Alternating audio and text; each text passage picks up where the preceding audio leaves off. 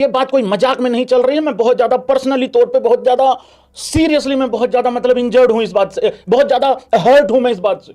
मेरे लिए इस टीम इंडिया की जो सिलेक्शन हुई है सबसे ज्यादा शॉकिंग है भाई लोगों, कि ऋतुराज गायकवाड़ को जगह नहीं मिली है।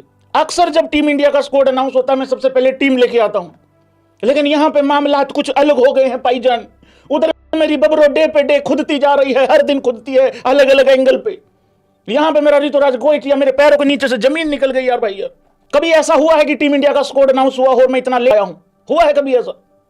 ऋतुराज गायकवाड़ के जितने भी फैंस लोग हैं भाई, मैं आज पर्सनली तौर पे बहुत ज्यादा हर्ट हूं कि आज ऋतुराज गायकवाड़ को जगह नहीं मिली है। देखिए मैं सीरियसली बात बता रहा हूं। एक इन्होंने टीम इंडिया का स्क्वाड अनाउंस किया बीसीसीआई वालों ने, उसमें एक जगह पे मेंशन किया हुआ है कि Shreyas Iyer subject to fitness करके। भाई सच्ची बताओ भाई, होना चाहिए था कि नहीं होना चाहिए था ऋतुराज गायकवाड़ उस सब्जेक्ट टू फिटनेस होने के बावजूद? अय्यर के देखो, अय्यर तो इस टीम का परमानेंट नंबर 4 है, किसी का बाप आ जाए उसकी जगह नहीं ले सकता, ये क्लियर बात है। लेकिन जब श्रेयस अय्यर अवेलेबल नहीं था लास्ट सीरीज में, ऋतुराज गायकवाड़ को मौका मिला, उसने अच्छा किया। अब जब सब्जेक्ट टू फिटनेस था यार, स्क्वाड में तो रख लेते, 11 में रखने की पैरवी नहीं हो रही है यहां पे, 11 से बाहर निकाल देते, कोई दिक्कत वाली बात नहीं है, लेकिन 15 में रखा जा सकता था भैया। शुभमन गिल एज कैप्टन वापसी हो गई है, क्योंकि इंजर्ड था इस करके बाहर था। उसके बाद रोहित शर्मा, विराट कोहली, बहुत मजबूत दिखती है इन दोनों के होते हुए टीम। हाँ फिर रोको, कैसे चल रहा है भाई तुम लोगों का? केएल राहुल विकेट कीपर, इसके ऊपर भी बहुत बहस है क्योंकि पंत को जगह मिल गई और मेरे स्क्वाड में भी पंत था। Shreyas Iyer as vice captain, बस मामला थोड़ा सब्जेक्ट टू फिटनेस वाला है, अगर तो फिट हो जाए तो कोई दिक्कत वाली बात ही नहीं है, वही खेलेगा। अगर नहीं हुआ, गड़बड़ हो गई, तो इस वजह से ऋतुराज गायकवाड़ को रखना चाहिए था इन लोगों को, बट चलो कोई बात नहीं, हम देखते हैं। वाशिंगटन सुंदर, रविंद्र जडेजा, मोहम्मद सिराज, हर्षित राणा, जीवन का सत्य, उभरता हुआ सितारा, भारतीय उम्मीदों को आगे बढ़ा देने वाला, मेरे गौतम का हीरा, मेरे गौतम का नगीना, देश का हर्षित राणा। प्रसिद्ध कृष्णा जी लंबे चौड़े हैं, लंबे हैं काफ़ी, और लंबी ही इकोनॉमी के साथ रन पिलवाते हैं।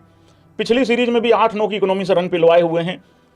कुलदीप यादव, ऋषभ पंत, नीतीश कुमार रेड्डी मेरे स्क्वाड में नहीं था, नीतीश कुमार रेड्डी यहाँ पे आ गया है।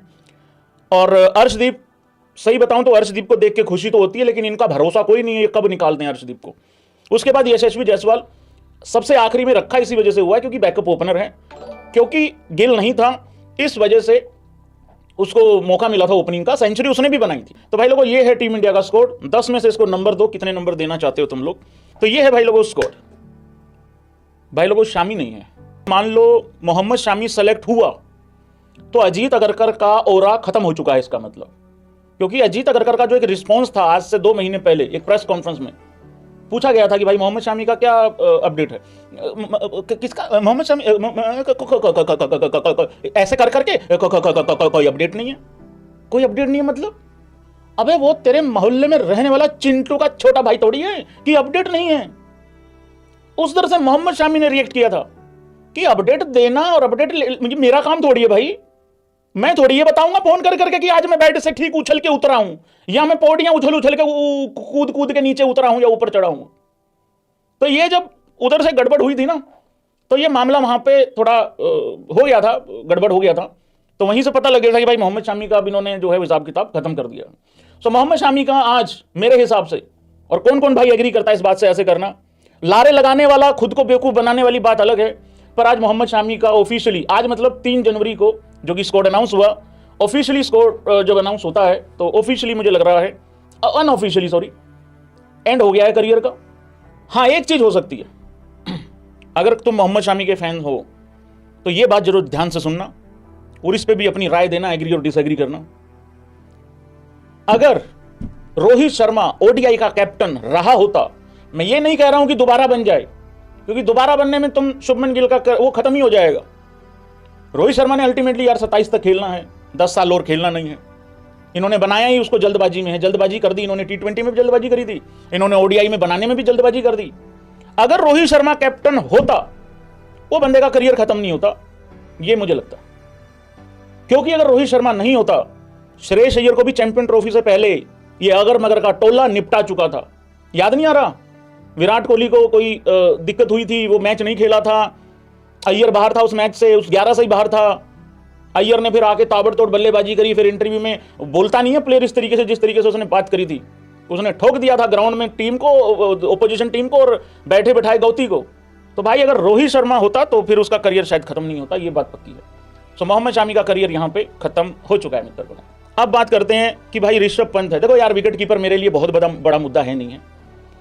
ऋषभ पंत विकेट कीपर है, हालांकि मैंने स्कोर में ऋषभ पंत को रखा था, जो मेरा स्कोर था कहाँ गया, हाँ ये जो मैंने स्कोर रखा था, इसमें अगर आप देखोगे जायसवाल के साइड में नीचे मैंने पंत को रखा हुआ है, और ईशान किशन नहीं है। यार मैं तो खुश हूँ, ईशान किशन T20 में तो वापस आया कम से कम, और हम यहाँ ऋतुराज गोइटिये के लिए लड़ रहे हैं कि सेंचुरी करने के बाद बाहर हो गया।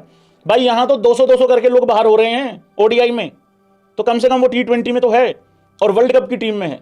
तो वहां भाई लोगों, पंत वाले फैन जो हैं वो शोर मचा सकते हैं कि पंत क्यों नहीं है वहां पे, तो एटलीस्ट यहाँ चलो ODI में पंत तो है कम से कम। और रही बात, यार देखो, क्या तुम्हें सच में लगता है कि ऋषभ पंत 11 में खेलेगा? किस कंडीशन में खेलेगा ऋषभ पंत 11 में? एक ही कंडीशन में ऋषभ पंत 11 में खेल सकता है, सिर्फ एक ही कंडीशन में, और वो भी गोती अगर चाहे तो। भगवान ना करे कि श्रेयस अय्यर 100% फिट ना हो। अगर श्रेयस अय्यर फिट है फिर तो कोई चांस ही नहीं है, क्योंकि इन्होंने बैकअप में ऋतुराज गायकवाड़ को तो रखा नहीं है।